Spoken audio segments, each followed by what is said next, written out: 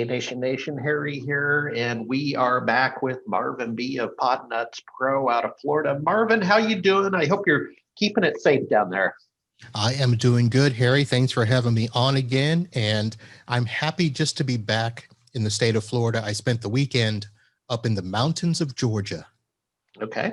Okay. Well, that doesn't sound all bad.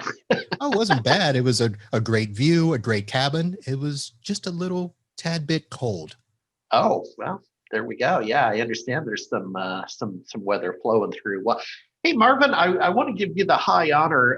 I recently did a blog that's going to be an ongoing study called 30 Under 30. And the URL is down below in this blog. And in it, I talked about, I just had this notion that I'm kind of curious about how we're attracting younger people, the younger generation, to enter the channel, to become MSPs, to become IT consultants. And it was a little scary, Marvin. It was, first of all, I had to find the first person under 30. And then I got some nominations. My friend and yours, Lori Tassini out of Chicago, helped nominate a few. And so we got up to, I think it's 10 or 12 in part one, but the journey continues. And I'll just pose a sort of high level question, but this is kind of scary to me. I don't know if it's scary to you that we're not attracting, what would be my two sons and others into the channel.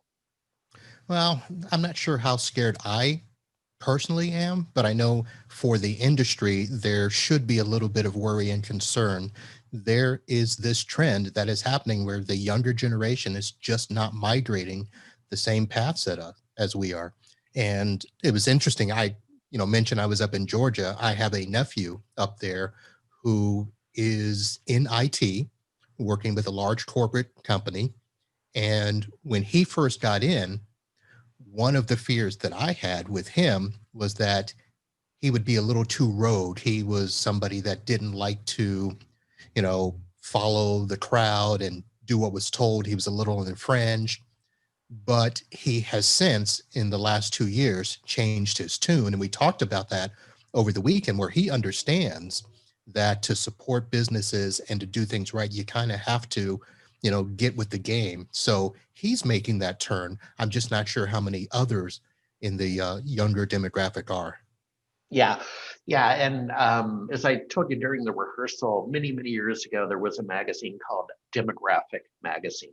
And it's really cool, worth the subscription price. I believe they've gone out of print. And they had articles along the lines of, and Marvin, this is 30 years ago, not to date myself, present company accepted. And but they talked about me, and they talked about how in particular, their focus was on the U.S.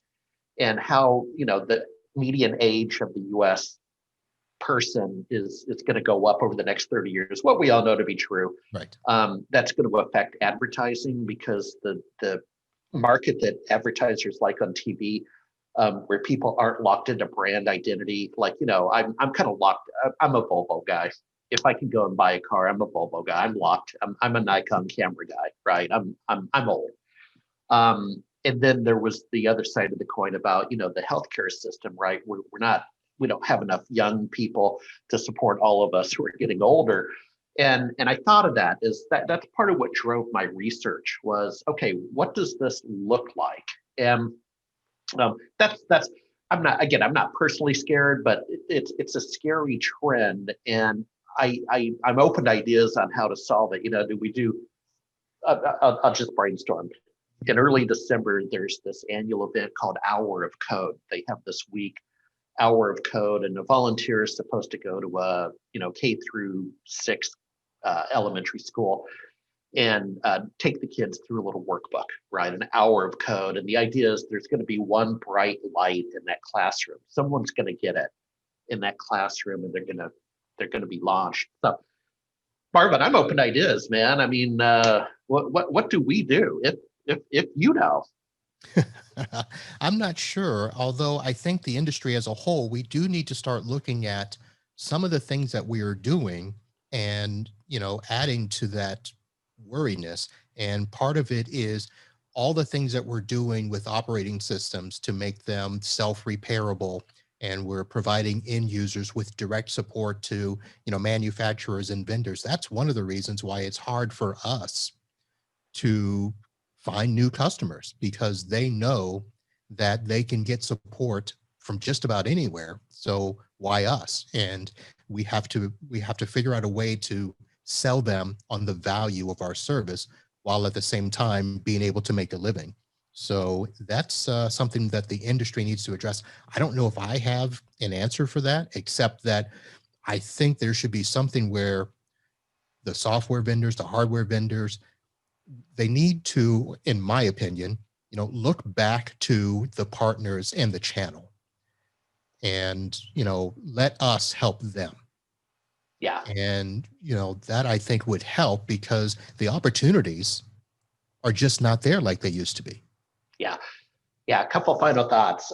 Number one, where I have seen at least one or two younger people live is at the annual CompTIA ChannelCon event. And folks, if you go to my YouTube channel, so S&B Nation up on YouTube, and search on CompTIA ChannelCon, you'll see I did a couple of interviews with some youngins over the years, the Washington, D.C. event, the Las Vegas event. CompTIA, God bless them, they're trying. The door's open to attract young people into the industry. And then finally, and it'll end with a question for you, but we do salary surveys here at S&B Nation, and we capture gender, education, and age. And over the years, and I just went through some analysis, but over the years, and it is what it is, but it's kind of gone. We were all in our 40s, and now the average S&B Nation person is probably in their 50s.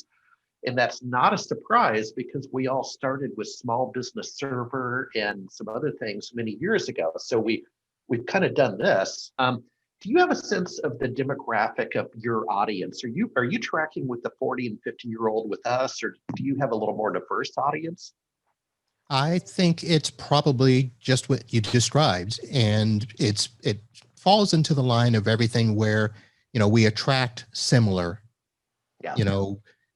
We like people like us, so they are around my age, and I would say probably if we go, maybe 10 years up or down either way. So, that 40, 50, 60 range is probably where we're at, because the younger generation, they're looking at, well, we don't want to do it the way you did it, so we're going to blaze our own trail.